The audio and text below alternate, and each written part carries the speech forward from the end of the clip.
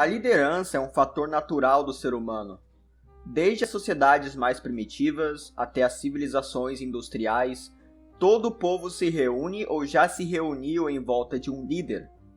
Hoje em dia, na era da hegemonia americana e da democracia liberal, não temos figuras de liderança, mas sim homens de terno fazendo discursos politicamente corretos para conseguir ficar mais 4 anos no poder e então basear todo o seu projeto de governo apenas nesses 4 anos sem pensar no longo prazo ou nas novas gerações. Se fosse para um país ir contra essa moda do século XXI, esse país teria que ser a Rússia, dado seu histórico como país autocrático e anti-ocidental. Com isso, eu trago o assunto do vídeo, que é Vladimir Putin. Eu pessoalmente acho o Putin uma figura muito peculiar, justamente pois ele tem tantas virtudes e fez vários acertos em seu governo, mas também cometeu vários erros, crimes e pecados, o que faz dele uma figura bem controversa na política. Então, nesse vídeo eu vou falar brevemente sobre a história da Rússia, falar sobre a história de vida do Putin, e então falar sobre o seu governo, assim como todos os seus erros e acertos. Eu espero que gostem desse vídeo, pois, como quase todo vídeo nesse canal, eles demoram bastante para fazer, e eu não ganho nada com isso além de inscritos e comentários, que para mim já é o suficiente.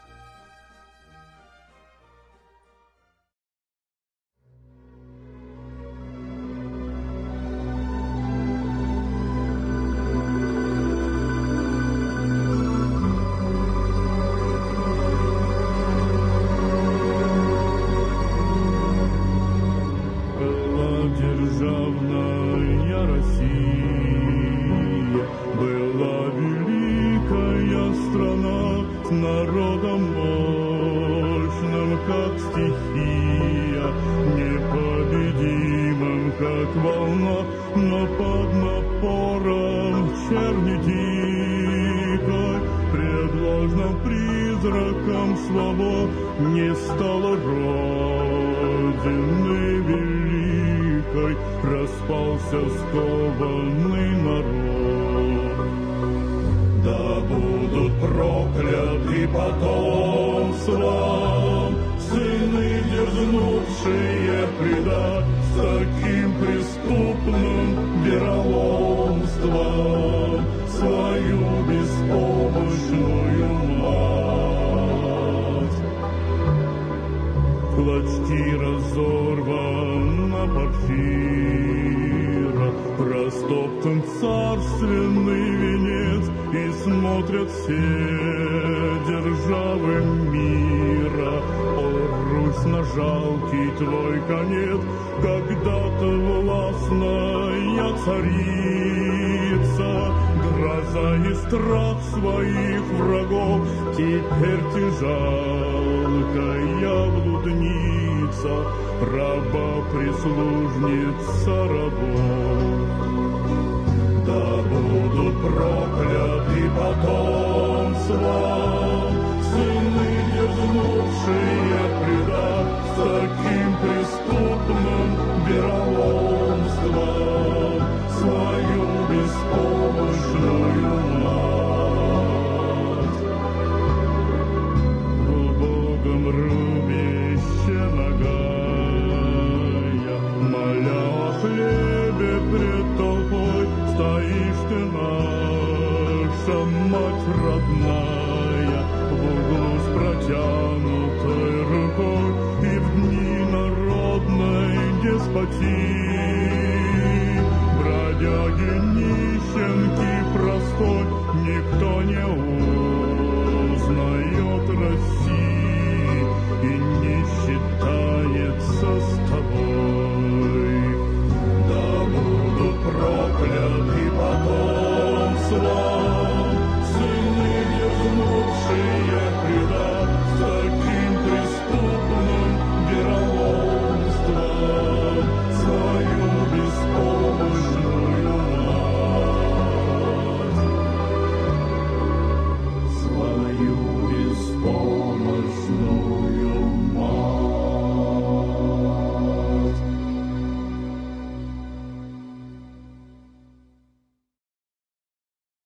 A partir do século XIX, o Império Russo passou a ser uma das potências mais temidas da Europa inteira.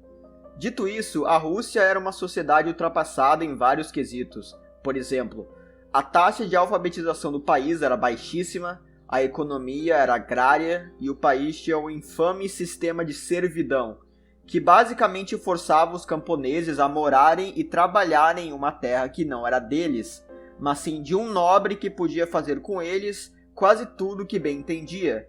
Então pode-se dizer que esse sistema de servidão era essencialmente uma escravatura com alguns passos a mais. Contudo, depois que a Rússia foi derrotada pelas potências do oeste europeu na Guerra da Crimeia, a monarquia russa decidiu implementar uma enorme lista de reformas que buscavam modernizar e industrializar o país, com o sistema de servidão sendo abolido, entre várias outras reformas.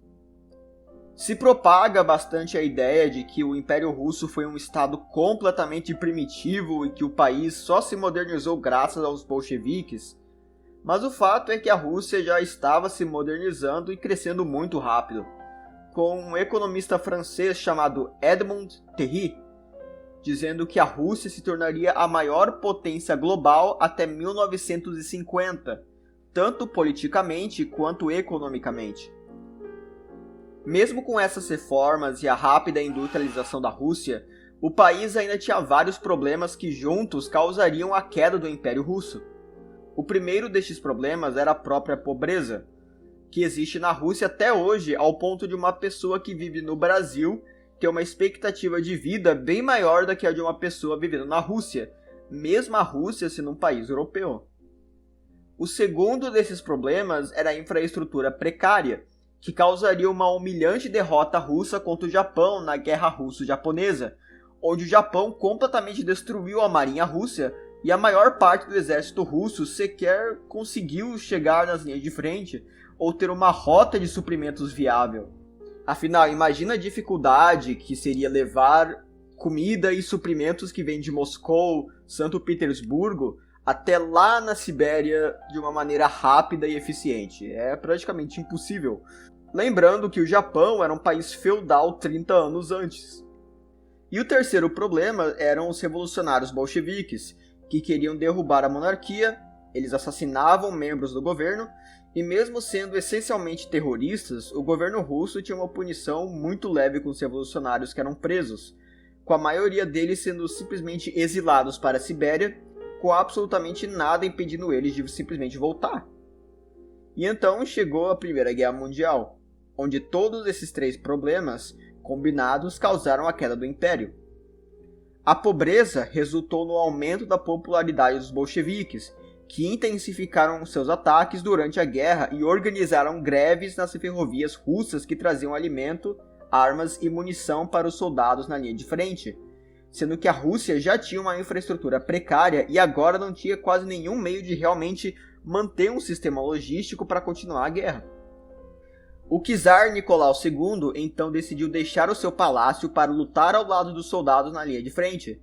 Porém, isso causou uma crise política e um governo provisório emergencial, e então foi nesse momento que os bolcheviques organizaram um golpe de Estado para tomar controle do governo, iniciando assim a Guerra Civil Russa entre os bolcheviques vermelhos e o Exército Branco, que era uma coalizão de anticomunistas formada por monarquistas, republicanos e até mesmo esquerdistas moderados. Apesar do esforço do Exército Branco, os vermelhos eventualmente ganharam a guerra, assim dando início ao que seria o primeiro Estado comunista da história, a União das Repúblicas Socialistas Soviéticas.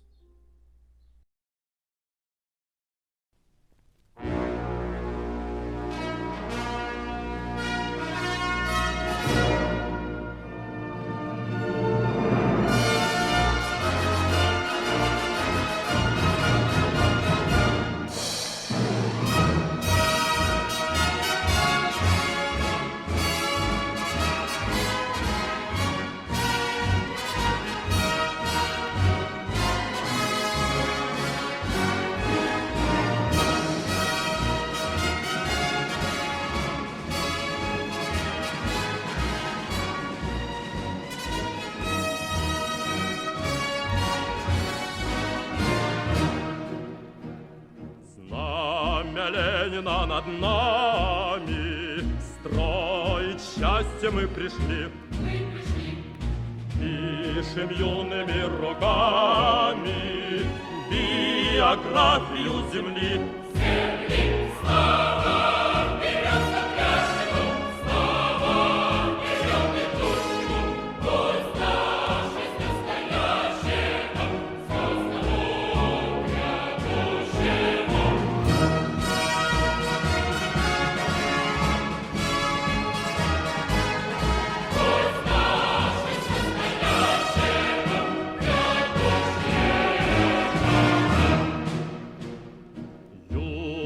Звездною ракетой вы стремиться с каждым днем. Сами ясные рассветы мы над Родиной зажжем. Слава вперед смотрящему, слава вперед идущему, пусть наша настоящего звездному грядущему.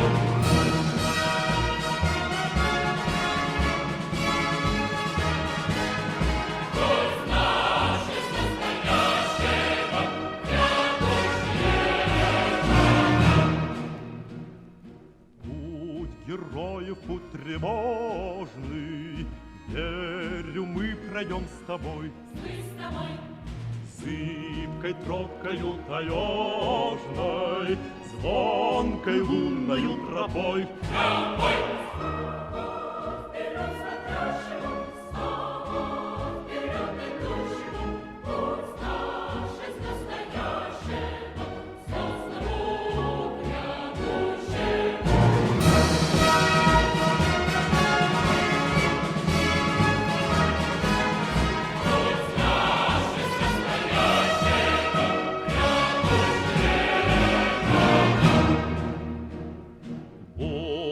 Путь наш легендарен в марше завтрашних годов. Каждый станет как Гагарин, каждый станет как Титов. Титов, слава вперед смотрящему, слава вперед идущему, пусть наше настоящего звездному грядущему.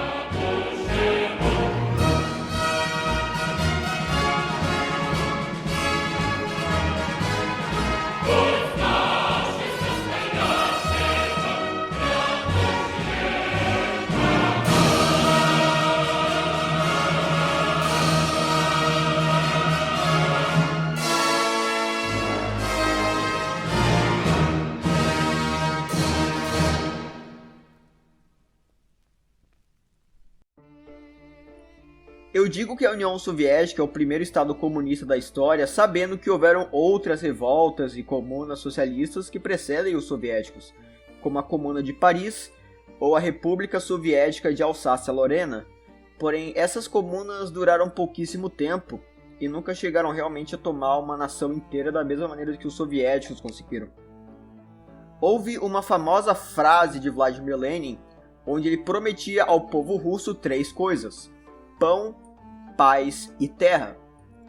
Porém, essas 3 coisas eram justamente aquilo que o governo russo seria simplesmente incapaz de prover.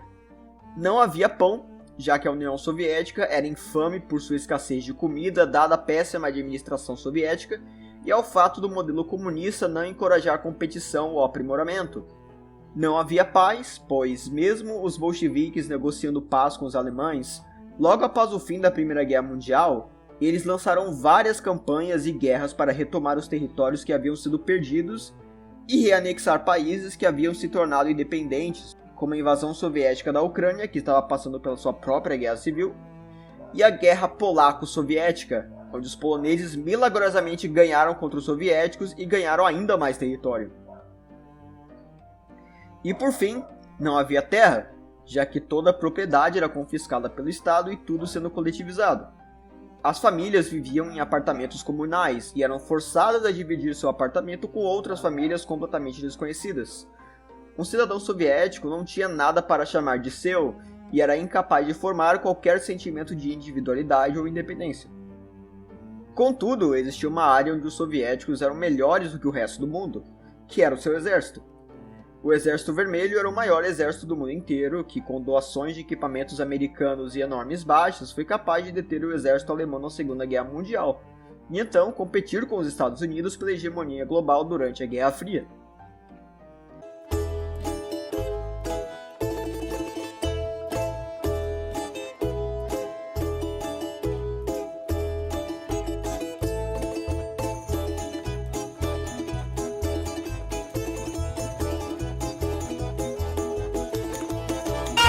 A União Soviética, em 1946, além de ser o maior país do mundo em extensão territorial, também tinha uma enorme esfera de influência que cobria todo o leste europeu e também alianças com países africanos e asiáticos. Porém, em 1953, o secretário-geral do Partido Comunista e líder da União Soviética, Joseph Stalin, morreria. Em seu lugar, iria assumir um homem chamado Nikita Khrushchev, que buscava reformar a União Soviética e denunciou o regime de Stalin em um discurso privado que foi eventualmente vazado. O governo de Khrushchev marcou o começo da prevalência da facção reformista da União Soviética, que duraria até o fim da União. Conforme a Guerra Fria se desenrolava, ficava cada vez mais evidente a diferença em qualidade de vida e produção industrial entre os países capitalistas e os países comunistas, com os problemas internos da União Soviética se tornando cada vez mais visíveis, levando à chegada do poder de um homem chamado Mikhail Gorbachev, que buscava trazer para a União Soviética coisas como liberdade de expressão, liberdade de imprensa e a possibilidade de pessoas que não eram afiliadas ao Partido Comunista entrarem para a política, e também ao Congresso. Вы знаете, было понятно, видимо, и для Горбачева, и для тех, кто его окружал, что страна нуждалась в переменах. Но сегодня я могу с полной уверенностью сказать, что они не понимали, какие нужны перемены и как их добиться. But these are Gorbachev's ideas, so you were influenced by Gorbachev. Это не идея Горбачева, это идея еще французских социалистов-утопистов. Горбачев здесь совершенно ни при чем. Я повторяю, что его заслуга в том, что он почувствовал необходимость перемен, это правда, и попытался менять саму систему. Проблема заключалась в том, что она сама по себе была негодной. Вот как было сделать так, чтобы поменять ситуацию в стране, поменять систему, но страну сохранить? Вот этого никто, в том числе Горбачев, тогда не знал и довели до распада страны. Os independentes, como eram chamados os políticos de oposição aos comunistas, eram liderados pelo Boris Yeltsin, que crescia cada vez mais como uma figura política e eventualmente se tornou presidente da República Federativa Socialista Soviética da Rússia. Lembrando que a Rússia era apenas uma das repúblicas que formavam a União Soviética. Nos anos 80 já estava claro que era uma questão de tempo até a União Soviética se dissolver, com países comunistas no leste europeu tendo suas próprias revoluções e se rebelando contra a influência de Moscou.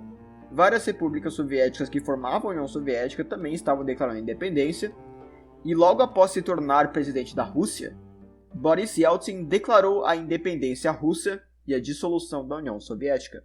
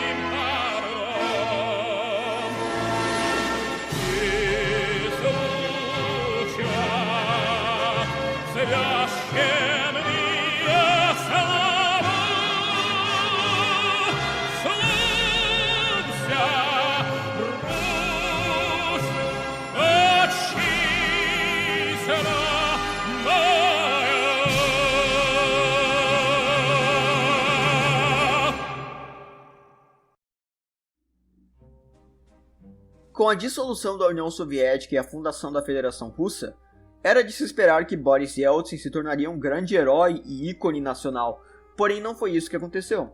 Após ganhar as primeiras eleições democráticas da história da Rússia, o governo de Yeltsin foi marcado por escândalos de corrupção, crises econômicas e pelo desastroso processo de liberalização e privatização de propriedades estatais. Veja, o Estado era proprietário de toda e qualquer terra e indústria existente na Rússia, dado o passado comunista do país. Então era natural que Yeltsin quisesse privatizar várias dessas propriedades. Contudo, essas privatizações e descoletivizações não foram feitas de modo ideal.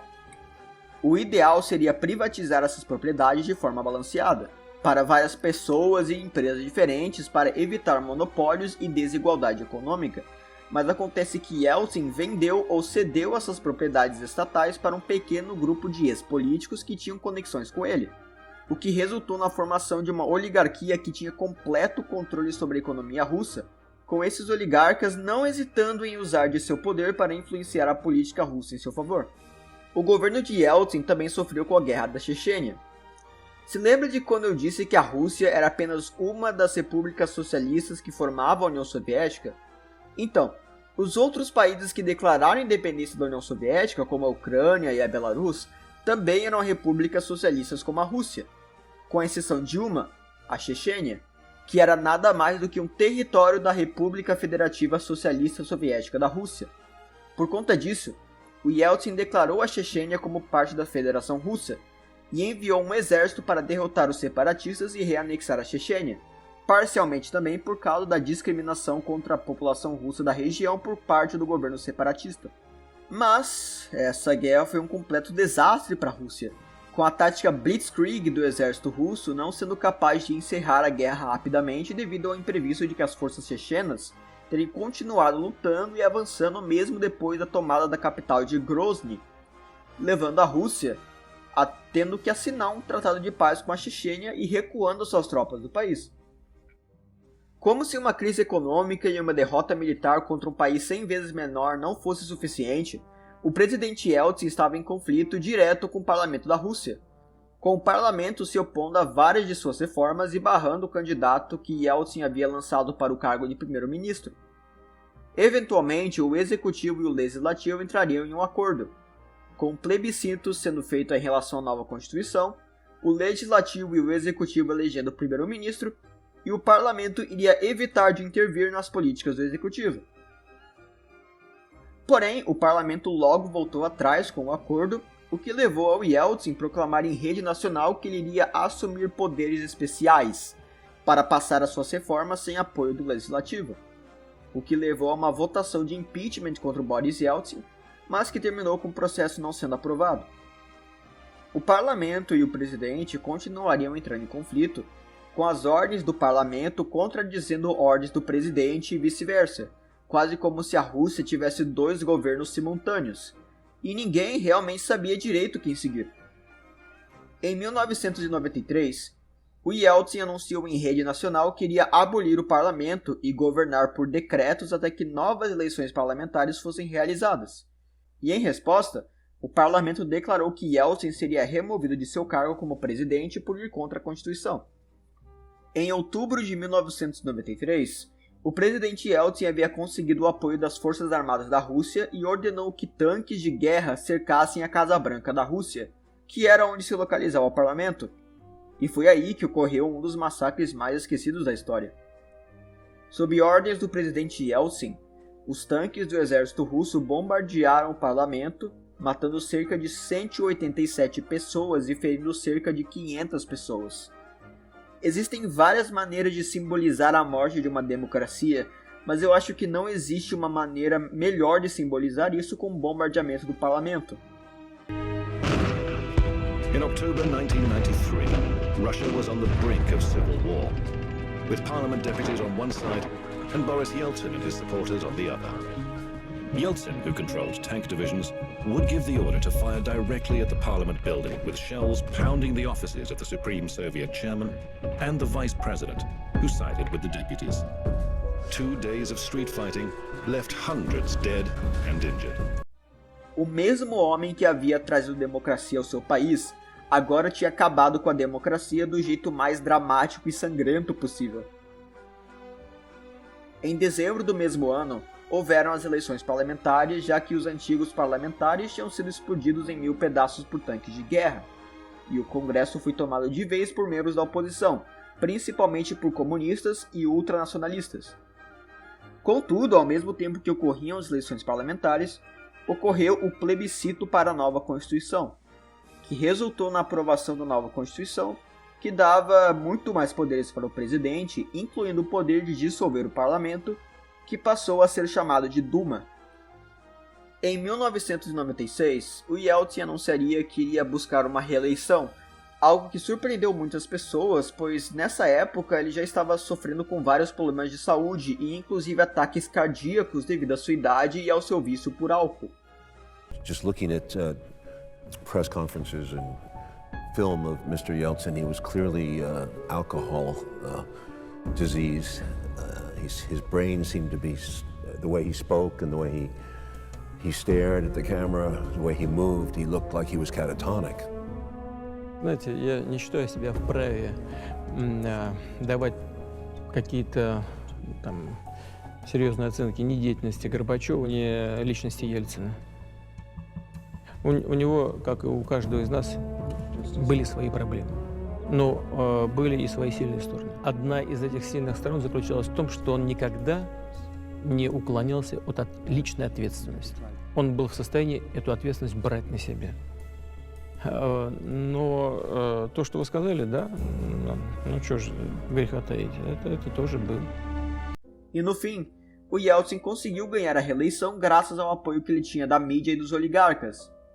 Quase imediatamente após ganhar a reeleição e começar o seu segundo mandato, ele sofreu mais um ataque cardíaco e teve que passar por uma cirurgia cardíaca emergencial que acabou tendo êxito. Durante todo esse tempo em que o Yeltsin se manteve como presidente, a Rússia acumulou uma enorme dívida com o Fundo Monetário Internacional, chegando ao número de 40 bilhões de dólares. Então, Yeltsin, em sua infinita sabedoria, tomou a decisão de simplesmente dar o calote, algo que só piorou ainda mais a situação política e econômica do país, com o valor da moeda russa despencando. Em 99, houve outra tentativa de impeachment contra o Yeltsin, com a oposição o acusando de ilegalmente dissolver a União Soviética e realizar um golpe de Estado em 91, e também de iniciar uma guerra contra a Chechênia, porém essa tentativa também fracassaria. Algo que iria acabar de vez com o governo de Boris Yeltsin seria o escândalo de corrupção com a empresa de construção suíça Mabetex, onde essa empresa subornava autoridades do governo russo em troca de projetos de construção que seriam lucrativos para a empresa, o que resultou em uma investigação que terminou com o gerente de propriedades do Kremlin, Pavel Borodin, admitindo publicamente que o suborno era algo comum na política russa, e que ele mesmo havia dado 5 cartões de créditos diferentes para a esposa e filhas do presidente Yeltsin. Finalmente, ao meio de uma crise econômica, uma crise política e agora mais um escândalo de corrupção, o Boris Yeltsin iria renunciar de seu cargo como presidente apenas alguns dias depois do relato de Borodin, com seu governo tendo uma taxa de aprovação de apenas 1 dígito, com uma das estimativas chegando a 2% de aprovação. Я ухожу. Ухожу раньше положенного срока. Я понял, что мне необходимо это сделать. Россия должна войти в новое тысячелетие с новыми политиками, с новыми лицами, с новыми умными, сильными, энергичными людьми. Então, de acordo com a Constituição russa, em casos onde o presidente abandonaria o cargo por qualquer motivo, quem assume o poder do país é o primeiro-ministro até que novas eleições presidenciais aconteçam. E por conta disso, quem viria a tomar o poder do país após a renúncia de Yeltsin seria um homem que antes era desconhecido na política russa, cujo nome era Vladimir Putin. So here you are, many prime ministers come and go, and all of a sudden, wow, you're the acting prime minister. Now what? Вы знаете, это такая любопытная история. Ведь, понимаете, я приехал из Ленинграда, из Петербурга в Москву, и в общем и целом у меня здесь не было какой-то особой поддержки, каких-то особых мощных связей. В 1996 году я приехал, а 1 января 2000 года я стал исполняющим обязанности президента. Я не знаю, почему Ельцин остановил свой выбор именно на мне. Значит, и когда мне Ельцин предложил первый раз, я отказался. You refused. Why is that? Да, он прямо здесь в соседнем кабинете меня пригласил, сказал, что хотел бы назначить меня премьер-министром и хотел бы, чтобы я потом баллотировался президентом. Я сказал, что это очень большая ответственность. Это должно поменять всю жизнь мою. И я не уверен, что я к этому готов. Change his life in what way? I mean, he's already been a bureaucrat in the government for a long time. Не, но все-таки это совсем другое дело. Одно дело быть просто чиновником, даже высокого ранга.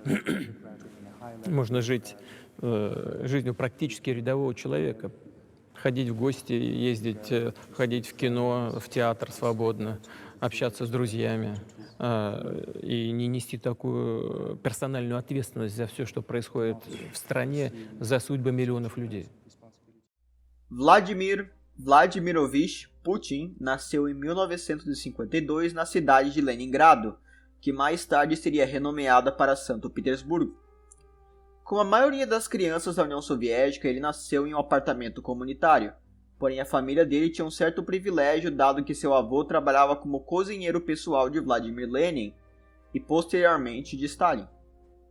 Putin viria a se formar em Direito na Universidade de Leningrado e após se graduar, ele trabalharia para a KGB, onde ele trabalharia principalmente na Alemanha Oriental até 1990, quando o Muro de Berlim já havia caído. E a partir daí, ele iria se aposentar e se mudar de volta para Leningrado.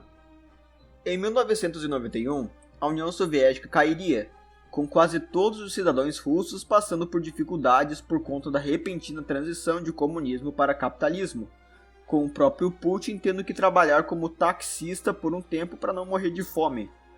Mas também foi nessa época onde ele conheceria o seu mentor, um homem chamado Anatoly Sobchak, que além de tutelar o Putin, também tutelou um de seus principais aliados, Dmitry Medvedev. Após as eleições para a prefeitura da cidade que agora se chamava Santo Petersburgo, Sobchak foi eleito sendo o primeiro prefeito de Santo Petersburgo eleito democraticamente, e assim Putin ganhou o cargo de chefe das relações exteriores de Santo Petersburgo até 1996, quando Sobchak perderia a reeleição, possivelmente pois o Sobchak era um aliado do presidente Yeltsin, que estava ficando cada vez menos popular graças ao seu governo desastroso e corrupto. Agora, Putin se mudaria para a cidade de Moscou, e usou de suas conexões para conhecer o Boris Yeltsin, e a partir daí, ele conseguiria empregos no governo e gradualmente sendo promovido e ganhando cada vez mais poder. Em 98, ele ganharia o cargo de chefe de gerenciamento, que era basicamente quem cuidava das relações do governo central com os governos regionais. Ele ficaria nesse cargo por pouco tempo, até ser promovido para chefe do Serviço de Segurança Federal, que era o sucessor da KGB após a queda da União Soviética. E então, em 1999, Yeltsin demitiu o antigo primeiro-ministro da Rússia e colocou Putin em seu lugar. Alguns meses depois, Yeltsin ia renunciar do cargo de presidente, e agora Vladimir Putin seria o homem mais poderoso da Rússia. Logo após chegar no poder após a renúncia de Yeltsin, o Putin voltou seus olhos à Chechênia. Mesmo depois do Tratado de Paz entre a Rússia e a Chechênia, o governo de Yeltsin continuaria não a reconhecê-lo como um Estado legítimo e manteria uma campanha de bombardeamento que resultou na morte de vários civis. Em 99, o governo da Chechênia se encontrava em uma crise devido ao crescente número de grupos de terror que estabeleciam no país e buscavam derrubar o governo, com um desses grupos de terror eventualmente tomando a decisão corajosa e estúpida de invadir o território russo para tentar tomar a região de Daguestão. Essa invasão foi repelida quase que imediatamente pelo exército russo que se encontrava na fronteira com a Chechênia, E é aqui que o Putin mostraria uma de suas maiores características como político: o seu oportunismo, com ele usando dessa invasão ao Daguestão para invadir a Chechênia e reanexá-la à Rússia, com o pretexto de restaurar a ordem na região. In his mind, what was the most dangerous moment in the Chechen Wars? The first one, the second one, what years? Затрудняюсь сказать, какие конкретные моменты. Но вот ведь так называемая Вторая Чеченская война началась с того, что именно народ, гражданские лица в Дагестане, а это тоже мусульманская республика, взяли в руки оружие и оказали сопротивление, дали отпор террористам. Помню, как из Дагестана там нам не просто настоятельно говорили, а кричали: если Россия не хочет нас защищать, дайте оружие, мы сами это сделаем. The U.S. support was covert. You say you have evidence that they were supporting the Chechens.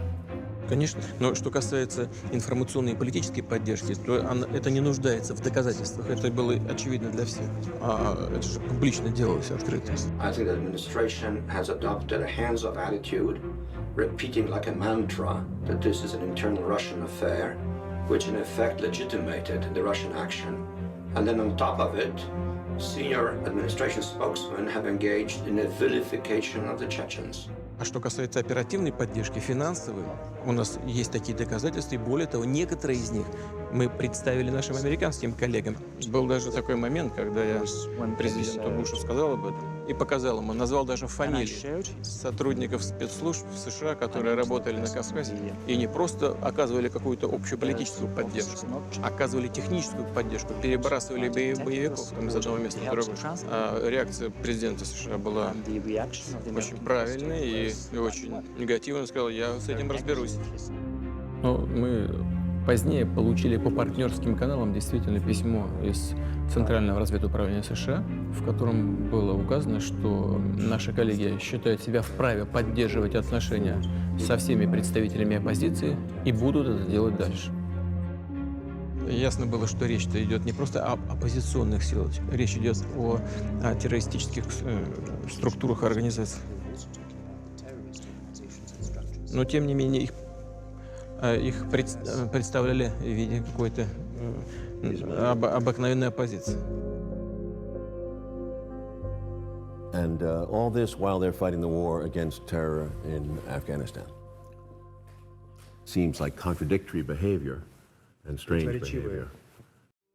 A primeira guerra da Chechênia sob a administração de Yeltsin havia sido um completo desastre, mas logo nas primeiras semanas da Segunda Guerra da Chechênia, o exército russo avançava rapidamente e foi capaz de tomar a capital chechena de Grozny, conseguindo manter essa ofensiva e pondo um fim na guerra em apenas 9 meses. Mesmo após a anexação da Chechênia, aquela região continuaria sofrendo ataques de terror e insurreições, mas o governo de Putin tomaria uma política muito rígida em relação a essas insurreições e conseguiria pacificar por completo a região até 2009. Vale a pena mencionar que essa guerra tecnicamente começou quando Yeltsin estava na presidência, mas é aceito que o Putin era o mentor por trás dessas ações, dado sua posição como primeiro-ministro na época, a influência que ele tinha e o fato do modus operandi ser bem semelhante às outras ações futuras do governo Putin. De qualquer maneira, o Putin não tinha ficado nem um ano na presidência e ele já havia conseguido uma vitória militar, e desfazendo a grande humilhação que havia sofrido na Primeira Guerra Chechênia. Com a situação da Chechênia lidada e com sua recente vitória nas eleições de 2000, o Putin iria querer lidar com a questão dos oligarcas que dominavam o país. Então, eles se reuniram e o Putin fez a esses oligarcas uma proposta bem simples.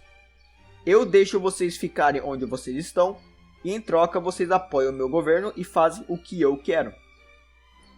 A metade dos oligarcas disseram que sim, mas a outra metade simplesmente recusou. Então o governo de Putin perseguiu esses oligarcas que recusaram a colaborar e os prendeu sobre acusações de fraude e evasões de impostos, com os oligarcas que não foram presos tendo que se exilarem para outros países.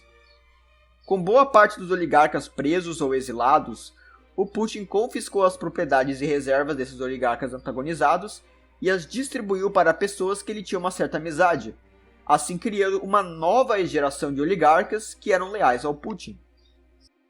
Na questão econômica, a Rússia estava completamente quebrada e seria necessário intensas reformas ou mudanças para realmente melhorar a qualidade de vida dos russos, que de acordo com algumas fontes tinham uma condição de vida menor do que na União Soviética durante os primeiros anos do governo de Yeltsin. O governo de Putin então começou uma série de reformas conhecidas como o Programa Greg, que implementou uma reforma tributária, uma reforma nos sistemas de pensão, que agora eram mais progressivos, e também reduziu drasticamente várias das regulamentações e burocracias para montar um negócio ou empresa. Essas reformas funcionaram muito bem e fizeram a economia da Rússia crescer bastante nos primeiros anos de governo. Mas outra coisa tão importante contra essas reformas foi a explosão dos preços do gás natural, algo que o governo Putin foi capaz de aproveitar muito bem ao fazer do gás natural o principal produto da economia russa, o que não apenas iria propulsionar a economia ainda mais, como também iria causar consequências geopolíticas no futuro. Com a economia crescendo, a Chechênia quase pacificada e os oligarcas sob o punho do presidente, a vitória do Putin na sua reeleição foi praticamente garantida, ainda mais quando sua oposição era composta por comunistas que queriam restaurar a União Soviética, ultranacionalistas que queriam entrar em guerra com a OTAN e liberais que queriam uma Rússia aliada com os mesmos blocos ocidentais que queriam a Rússia morta. O segundo termo do Putin teve uma mudança na sua política econômica, com o começo da nacionalização da economia, a implementação de programas chamados de Projeto de Prioridade Nacional, que buscavam melhorar a saúde e educação pública, a questão da moradia e agricultura. E durante o segundo termo do Putin, a dívida externa foi quase completamente extinta. Durante o governo de Putin, de 1999 até 2008, o PIB da Rússia tinha crescido em 97% e o PIB por capita tinha dobrado. Em 2008, o Putin não conseguiria se reeleger por conta do limite de 2 mandatos, então ele conseguiu a candidatura de Dmitry Medvedev, um de seus amigos e aliados políticos. E após vencer as eleições com 64% dos votos, Medvedev apontaria Putin como primeiro-ministro, e mesmo não sendo mais presidente, o Putin ainda teria de facto controle total sobre o governo, já que Medvedev era nada mais do que um fantoche do Putin. E por conta disso, as suas políticas nacionalistas continuariam a serem implementadas. E agora, com a política interna sob controle, foi em 2008 que a Rússia começaria sua infame política externa. Mesmo sendo um país tão grande e tendo um passado militar bem sucedido, a Rússia só conseguiu sobreviver por tanto tempo por conta de um único fator: atrito.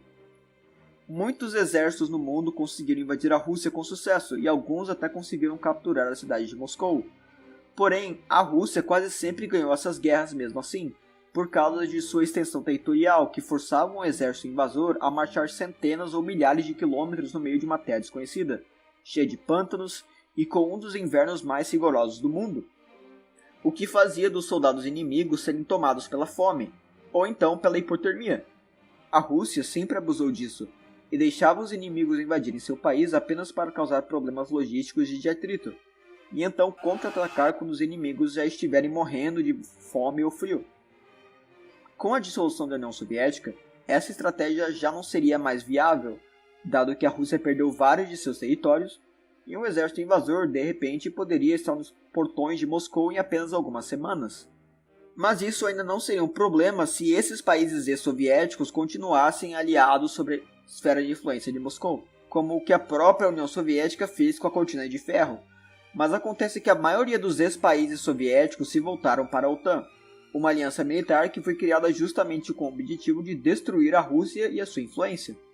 Com base nisso, a política externa de Putin sempre foi retomar e expandir a esfera de influência russa, para garantir uma posição geopolítica confortável e também para garantir os interesses econômicos e nacionais do país, como por exemplo, impedir a entrada da União Europeia no comércio de gases naturais do Oriente Médio, para que ela seja forçada a comprar da Rússia, ou então fornecer auxílios econômicos e militares à Venezuela com o objetivo de sabotar a influência estadunidense na América do Sul, e também para que os americanos sejam forçados a investirem tempo e recursos para lutar contra o regime de Maduro. A primeira demonstração dos planos geopolíticos de Putin, além da anexação da Chechênia, foi com a Guerra Russo-Georgiana. Em 2003, uma revolução pró-Ocidente aconteceu na Geórgia, que instaurou um governo alinhado com a OTAN e com apoio diplomático dos Estados Unidos. Desde então, as relações russo-georgianas deterioraram e acreditava-se que era apenas uma questão de tempo para a Geórgia entrar para a OTAN. A Geórgia, contudo, tinha um problema sério com movimentos separatistas nas regiões de Abkhazia e Ossétia do Sul, regiões autônomas, mas que tiveram suas autonomias extinguidas com a Revolução de 2003. A Rússia então reconheceu a independência da Abkhazia e da Ossétia do Sul e estabeleceu uma forte presença naquelas regiões. Após um ataque pelos separatistas da Ossétia do Sul, a Geórgia invadiu aquele país, mas foi respondida com um ataque russo sob a justificativa de impedir a agressão georgiana.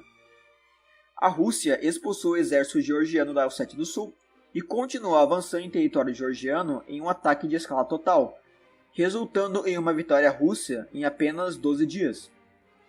Essa ação russa teve diversos efeitos e objetivos. Estabelecer uma forte influência na Abkhazia e Ossétia do Sul, que devem à Rússia sua independência, enfraquecer um país que poderia potencialmente se juntar à OTAN e garantir controle do gasoduto que liga o petróleo e gás natural do Azerbaijão ao Mar Negro e leste do Mediterrâneo. Em 2012, o Putin iria concorrer e vencer as eleições para a presidência novamente, com 64% dos votos. Agora você pode estar se perguntando como que o Putin consegue vencer tantas eleições. Isso não se trata apenas da popularidade dele, mas também por causa que as eleições da Rússia são uma fraude, com inúmeros estudos de estatísticas e evidências físicas comprovando isso.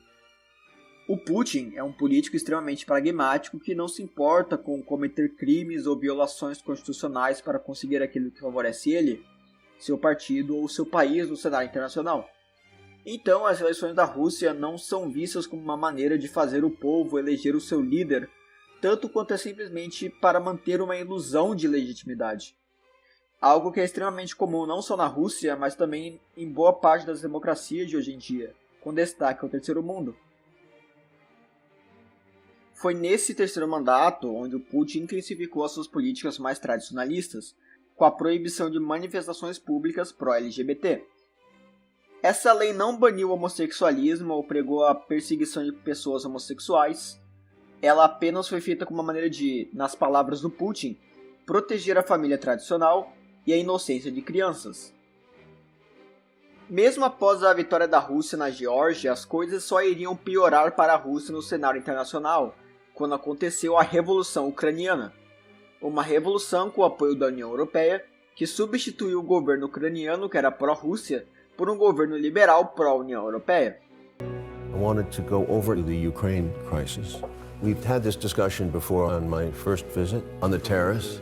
I wanted to go over it just to be really clear because this is very important to the people who'll be watching this show. Да, конечно. Вы позволите мне начать с центра поля, но очень коротко. Сразу же после получения независимости началась еще более дикая приватизация и растаскивание имущества государственной собственности, понижение жизненного уровня населения сразу же после получения независимости. И причем какие бы власти не меняли друг друга, для жизни рядового гражданина ничего не изменяло. И, конечно, люди уже устали от этого произвола, от этой совершенно сумасшедшей коррупции, от обнищания одних и бессовестного и незаконного обогащения других. И, конечно, люди думали о том, что присоединение в любой форме к стандартам Евросоюза избавит их от того унизительного положения, в котором они оказались с начала 90-х и до сегодняшнего времени. Я думаю, что это вот главный побудительный мотив всех событий.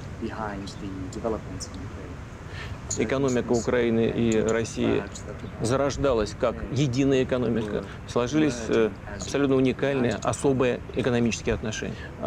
Рынки России были полностью открыты для украинских товаров. У нас и существует до сих пор нулевой таможенный тариф. Мы 17 лет вели переговоры с Евросоюзом об условиях присоединения России к ВТО. И вдруг нам объявляют, что Украина и Евросоюз подписывают между собой соглашение о ассоциации, полностью вскрываются украинские рынки. Таким образом, Евросоюз как бы заходил со всеми своими товарами на нашу территорию без всяких переговоров. Несмотря на достигнутые между нами принципиальные договоренности в ходе переговоров 17-летних переговоров по присоединению к ВТО. Мы, естественно, на это отреагировали. Мы сказали, конечно, если Украина решила так поступить, это ее выбор.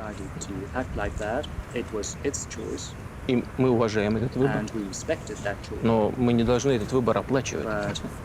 Почему люди, проживающие на территории сегодняшней Российской Федерации, должны платить за этот выбор украинского руководства?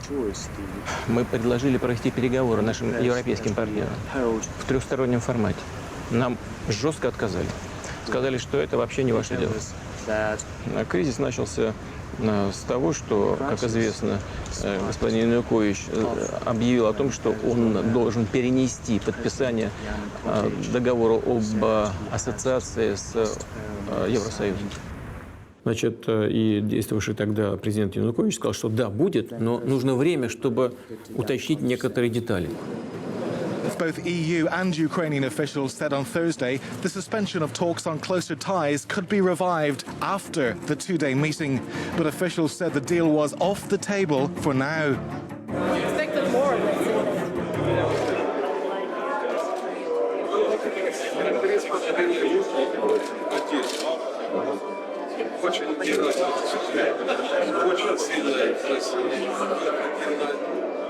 Да, вот с этого, собственно, все началось.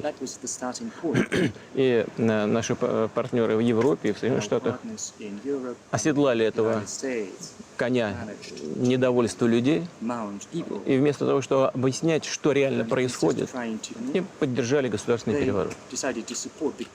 From November to February 20th, 2013 into 14, there was quite a bit of protest. I remember him vividly on television saying it was a coup in slow motion. It was pretty evident, transparent to the Russians. The Ukraine to us was not, we were not paying attention, you know. Нет, вы обращали, но вы лично не обращали, но ЦРУ обращало самое пристальное внимание. Надо просто посмотреть за тем, как развивались события. После того, как Янукович заявил о том, что он должен перенести подписание соглашения с Евросоюзом об ассоциации экономической, никто не стал слушать, почему, на какой срок. Сразу начались массовые беспорядки. For weeks, this European capital has been the scene of a violent uprising. Today, the bloodiest day yet. The protesters are pushing up towards the government district, armed here with Molotov cocktails, but we saw handguns and shotguns too. There is absolutely no doubt that snipers are working here. I've counted 10 bodies.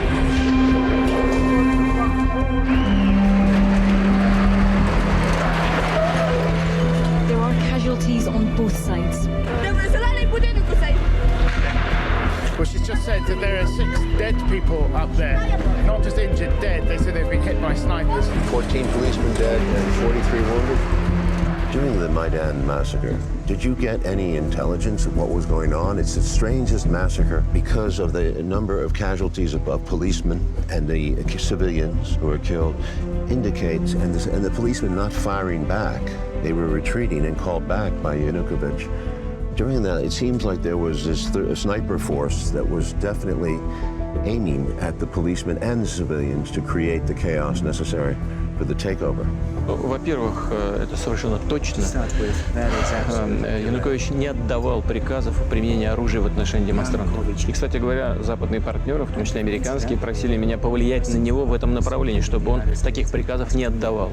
И нам было сказано: мы вас очень просим не допустить применения Януковичем вооруженных сил. А мы обещаем, мы сделаем все для того, чтобы оппозиция освободила площади и административные здания.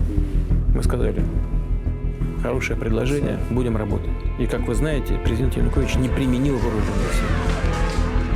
Но он и сказал, что я и себе не представляю другого.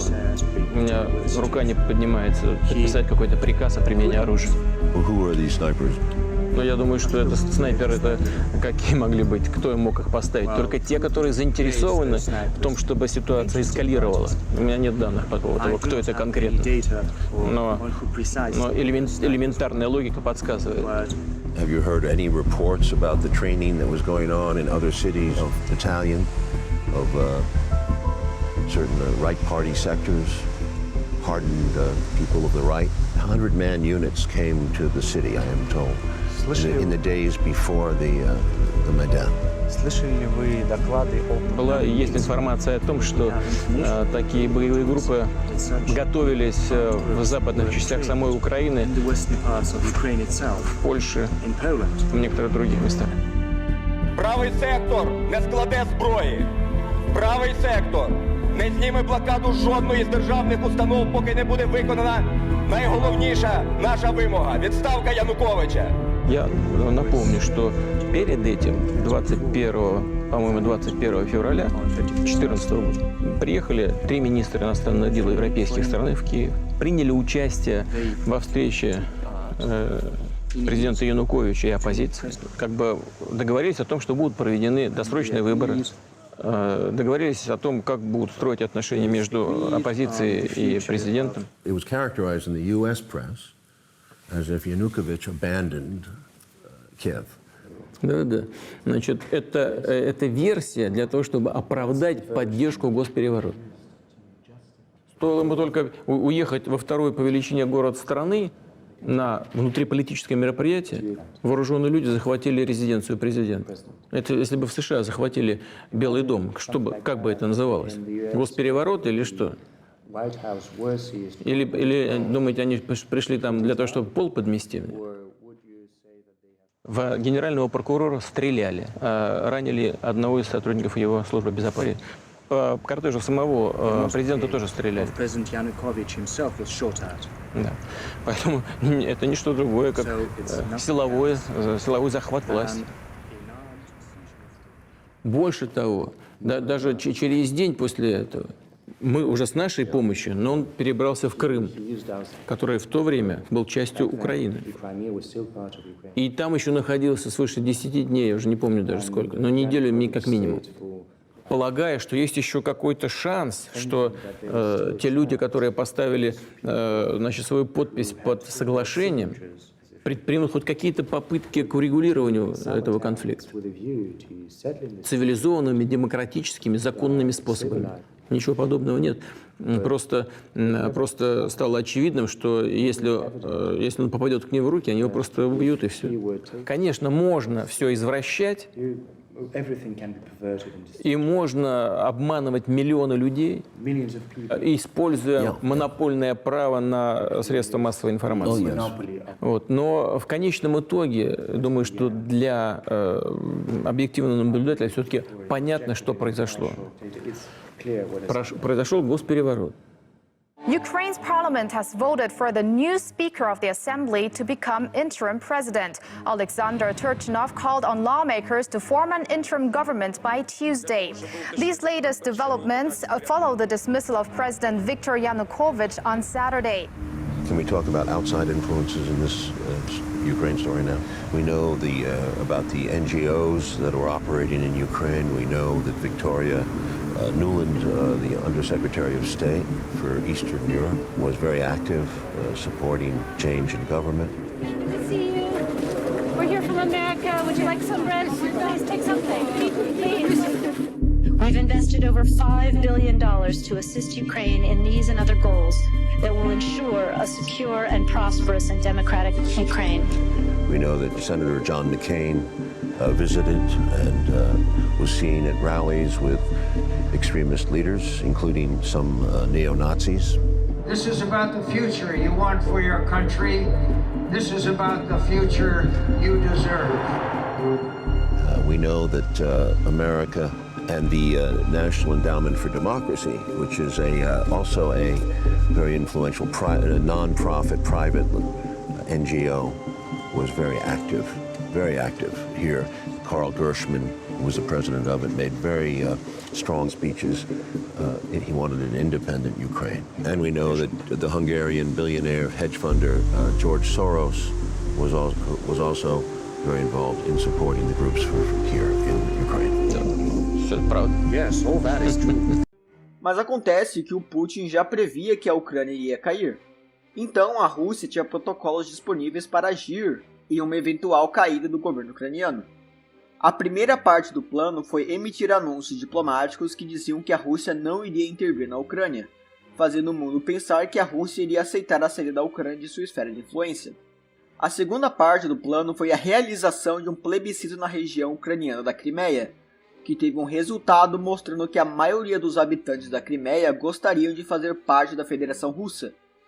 Um plebiscito que deve ser olhado com suspeitas dado o histórico do Putin de fraudar eleições para lhe favorecer.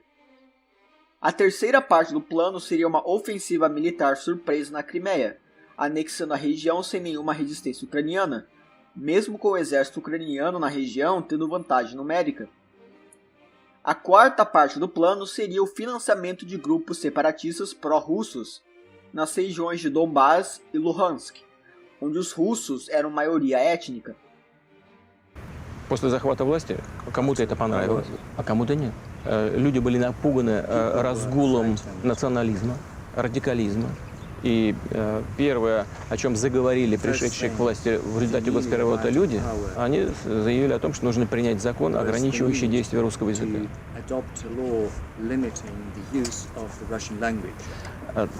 Европейцы их остановили, но сигнал уже был в общество подан. Людям было понятно, куда идет дело. Что-то подобное начало происходить на юго-востоке Украины в целом. В территории, которая называется Донбасс. Там два крупных города, Луганск и Донецк, и люди там тоже не приняли этот переворот. Сначала их начали пытаться арестовать с помощью полиции, но полиция довольно быстро перешла на их сторону. Потом начали применять центральные органы специальных служб, и по ночам начали людей выкрадывать, увозить в тюрьму. И, естественно, люди на Донбассе после этого просто взяли за оружие. Но как только это произошло, по сути, начались боевые действия, потому что вместо того, чтобы начать диалог с людьми на юго-востоке Украины, после использования специальных служб начали впрямую использовать армию. И танки, и боевую авиацию впрямую начали наносить удары системами залпового огня по жилым кварталам. Потом произошли выборы, пришел новый президент. Мы много раз обращались к новому руководству Украины воздержаться от крайних действий. Я с ним много раз говорил, но у него был свой взгляд на эти вещи. Он все время ссылался на потери одного, двух, трех человек в ходе боестолкновений с ополчением, что, конечно, очень печально. Это всегда трагедия, когда люди гибнут. Но когда он возобновил боевые действия, погибли тысячи. In hindsight, looking back, did you make a mistake by annexing Crimea? Because it cost you tremendously. The sanctions, the whole EU turns on Russia, the US, it becomes big news because it's illegal. It's regarded as illegal in the international post-war treaty world. Это не мы решили присоединить Крым. Это люди, проживающие в Крыму, решили присоединиться к России. Парламент, избранный еще по украинскому закону, абсолютно легитимный парламент Крыма, объявил о референдуме. Парламент Крыма проголосовал подавляющим большинством голосов за присоединение к России. Ведь весь этот переворот был связан с большим уровнем насилия. И в том числе возникла угроза насилия со стороны националистических элементов в отношении Крыма, где 70% почти этнических русских. Да. Или тех, кто считает себя русскими, и у них русский язык родной. Значит, и люди забеспокоились, прежде всего, о своей безопасности.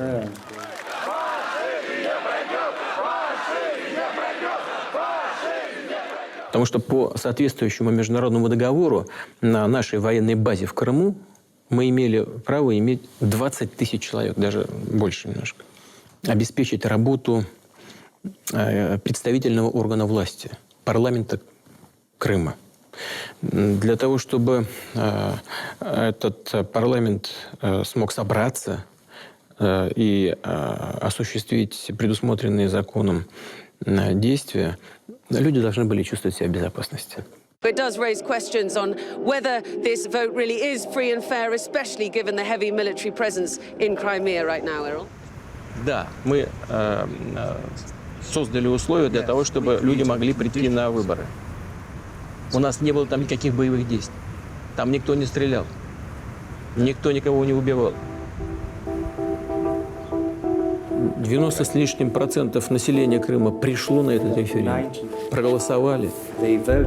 А затем на основе этого голосования парламент тот же самый обратился в Россию принять Крым в состав Российской Федерации.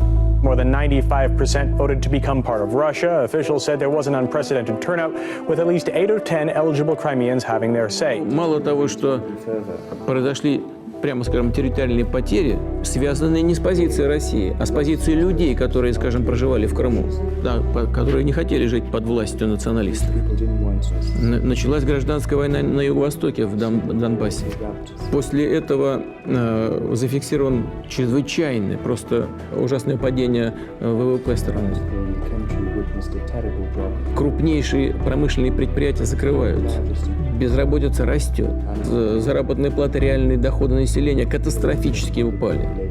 Инфляция достигла 40, по-моему, 7% или 45%. Вот что-то в этом. С Украиной нас связывают тысячи нитей. Я глубоко убежден, что украинский и русский народ – не просто близкие родственники. Это практически одно и то же. Что касается языковых особенностей, культурных особенностей, исторических особенностей. Это, безусловно, требует уважения и, кстати говоря, всегда уважалось и в рамках единой страны. Достаточно сказать, что весь Советский Союз в tечение десятилетий возглавляли выходцы с Украины. Мне кажется, это о многом говорит. Esse foi plano extremamente ousado, mas que foi executado perfeitamente, em pouquíssimo tempo e sem nenhuma baixa russa. Agora, por que a Rússia fez isso? A Crimeia é uma região extremamente importante para garantir a dominância no Mar Negro, dada a sua posição estratégica e a cidade e porto de Sebastopol. Enquanto o apoio de separatistas em Donbás iria desestabilizar o novo governo ucraniano e possivelmente impedir a entrada do país na OTAN, pois aquela aliança só aceita a entrada de países que não se encontram em conflitos militares. Por um ponto de vista pragmático e geopolítico, essa foi uma jogada genial com uma execução perfeita. Mas por um ponto de vista moral, ele é duvidoso e um ato de expansionismo. Mas também poderíamos dizer o mesmo da União Europeia e dos Estados Unidos, que apoiaram aquela revolução e várias outras pelo mundo para aumentar a sua própria esfera de influência. Com a anexação russa da Crimeia, o Ocidente ficou completamente surpreso, parcialmente por causa de uma campanha de desinformação russa que dava notícias falsas sobre a situação na Crimeia, dizendo que nada estava acontecendo de verdade. Os Estados Unidos e a União Europeia responderam à Rússia com duras sanções econômicas que foram realmente capazes de enfraquecer a economia russa, mas não foram capazes de realmente impedir o crescimento russo a longo prazo, dado que a União Europeia ainda dependia do gás natural russo e também por causa da crescente aproximação russa com a China. Também foi durante o terceiro mandato de Putin em que se iniciou a intervenção russa na Guerra Civil Síria. E eu já falei tudo isso sobre em outro vídeo. Mas basicamente a Rússia está naquela guerra por causa de gasodutos que passam pela Síria. Em 2018, o Putin ganharia novamente as eleições presidenciais com 76% dos votos, novamente sobre alta suspeita de fraude, dando início ao seu quarto mandato como presidente. 2 anos depois, o Putin faria uma emenda constitucional que permitiria que ele concorresse em mais 2 reeleições consecutivas, assim como outra lei que dava imunidade a ex-presidentes russos. Tudo isso, enfim, leva a hoje, com tropas russas se movimentando na fronteira ucraniana e com demandas de Moscou pedindo que a Ucrânia não se juntasse à OTAN, ameaçando uma resposta militar. Com eu, pessoalmente, achando um conflito na região nos próximos 2 anos bem improvável. Por enquanto, também não existe nenhum sinal de que o Putin irá deixar o poder tão cedo. Vladimir Putin seria então um salvador da Rússia que garantiu a força da nação contra a hegemonia ocidental, ou um ditador tirano que usa de tudo e todos para se garantir no poder? Eu pessoalmente acredito que ambos. O Putin não tem qualquer compromisso com coisas como democracia, tratados internacionais ou mesmo direitos humanos. O seu objetivo sempre foi se manter no poder e fazer da Rússia um país forte, custe o que custar.